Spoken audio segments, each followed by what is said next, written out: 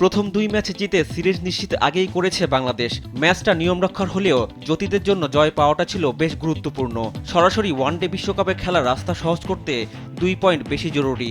তৃতীয় ওয়ানডেতে আয়ারল্যান্ড নারী দলকে সহজেই হারিয়ে প্রথমবারের মতো কোনো দলকে হোয়াইট ওয়াশ করার কৃতিত্ব করে টাইগ্রেসরা। মিরপুর শেরেবাংলা স্টেডিয়ামে টস জিতে আগে ব্যাটিংয়ে নামে আইরিশ নারীরা। টাইগ্রেস নারীদের নিয়ন্ত্রিত বোলিংয়ে সুবিধা করতে পারেননি আইরিশ ব্যাটাররা। নিয়মিত বিরতিতে উইকেট হারাতে থাকেন তারা। দলীয় 9 রানে সারা ফোর্বস ও 52 রানে হান্টার ফিরে যান প্যাভিলিয়নে।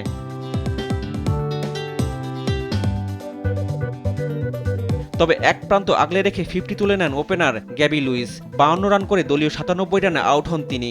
এরপর পেন্ডারগাস্টের 27, আর্লেন ক্যালির 18 ও অ্যালানে ডালজেলের 19 রানের ইনিংসের কল্যাণে নির্ধারিত 50 ওভারে 185 রানে অল আউট হয় আয়ারল্যান্ড।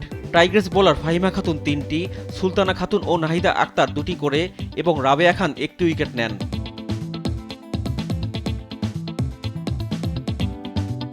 186 রানের টার্গেটে ব্যাট করতে নেমে দলীয় 9 রানে ওপেনার মুর্শিদা খাতুন ফিরে যান প্যাভিলিয়নে।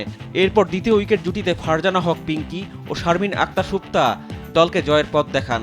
দুজনে মিলে করেন 100 রানের জুটি। সুপ্তা ওয়ানডে ক্যারিয়ারের পঞ্চম ও সিরিজের দ্বিতীয় 50 তুলে নেন। ওয়ানডে ক্যারিয়ারের 13তম আর সিরিজের টানা তৃতীয় 50-র দেখা পান পিঙ্কি।